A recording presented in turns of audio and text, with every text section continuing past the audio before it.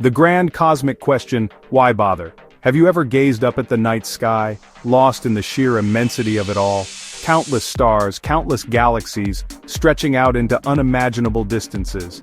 And there you are, a tiny speck on a pale blue dot. It's a humbling experience, isn't it? It often leads to that profound, deeply human question. Why are we here? What's the point of this grand, cosmic drama if we play such a seemingly small part? This question isn't new. It has echoed through the minds of humans for millennia. We are meaning-seeking creatures, constantly trying to make sense of our existence and our place in the vast, sprawling universe. This essay delves into the thoughts of one such philosopher, Albert Camus. Prepare to explore a concept called the absurd, a concept that, once understood, can be surprisingly empowering. Let's talk about Albert Camus. When you picture a philosopher, you might imagine an old chap with a long beard lost in dusty books, far removed from the real world. Camus shatters that stereotype.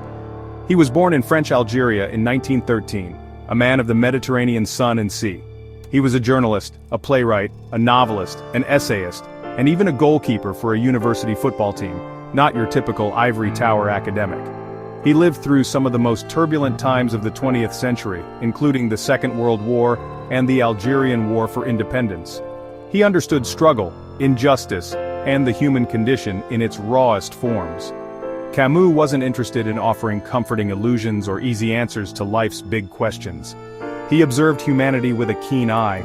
He saw our profound, almost desperate need for meaning, for coherence, for a universe that makes logical sense. But then, Camus looked at the universe, and what did he see? Not a benevolent guide nor a malevolent trickster. He saw something far more unsettling to our quest for neat answers: indifference. So, what exactly did Camus mean by the absurd? Imagine you're standing at the edge of an immense echoing canyon. You shout out your most profound questions about life, about purpose, about your place in it all. You cup your ear, desperately waiting for a reply, an echo, some sign that you've been heard, but all that comes back is nothing. Just the vast, empty silence of the canyon, that feeling of your call meeting utter emptiness, that is the essence of the absurd. It's a confrontation, a divorce, a fundamental disagreement. The absurd for Camus is not a quality inherent in human beings alone, nor is it a quality of the universe by itself. Instead, it arises from their irreconcilable confrontation. It's the clash, the jarring discord, between our innate human desire for meaning, clarity, and rational order, and the universe's cold, silent, and indifferent response to this desire.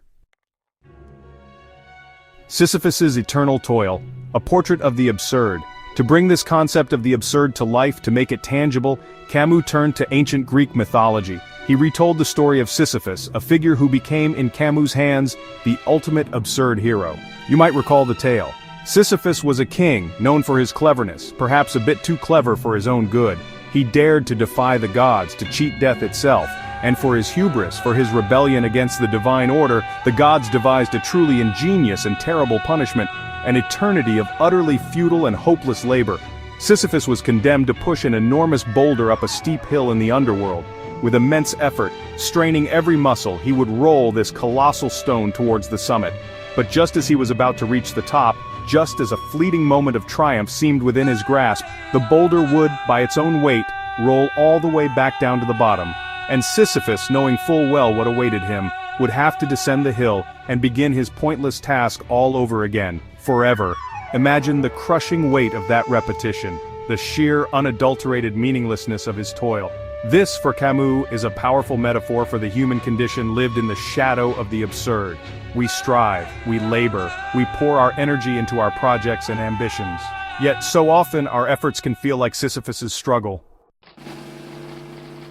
Our daily boulders finding the absurd in the mundane.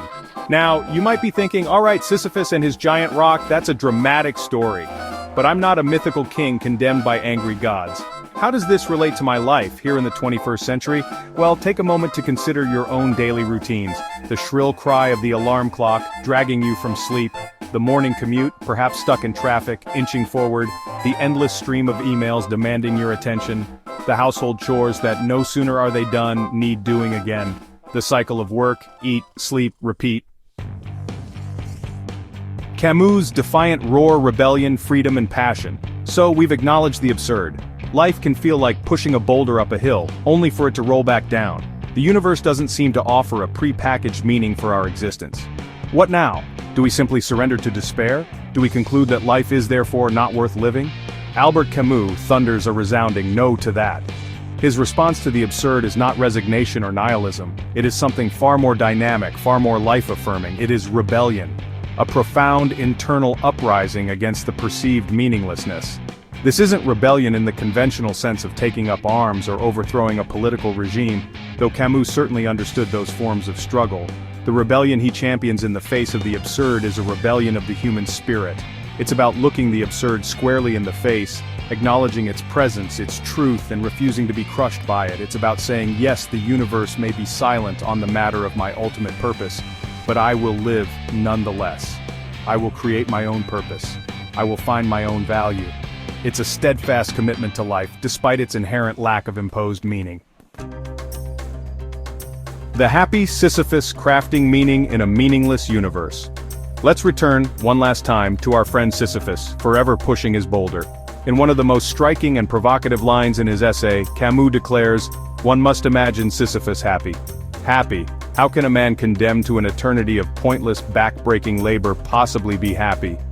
This statement seems utterly counterintuitive, yet it holds the very key to Camus' empowering message, the core of his answer to the absurd predicament. It's a revolutionary way of looking at struggle and meaning. Sisyphus's potential for happiness doesn't come from a deluded hope that one day the boulder will stay at the top, or that the gods will relent. He is not happy because his situation has changed. He is happy because has changed his relationship to his situation. He is utterly conscious of his fate. He knows the futility of his task from an external perspective. But in that crucial moment when the boulder once again tumbles down the slope as he walks back down the hill to retrieve it, Sisyphus is, in a profound sense, the master of his own destiny. He owns his struggle. He is not its victim.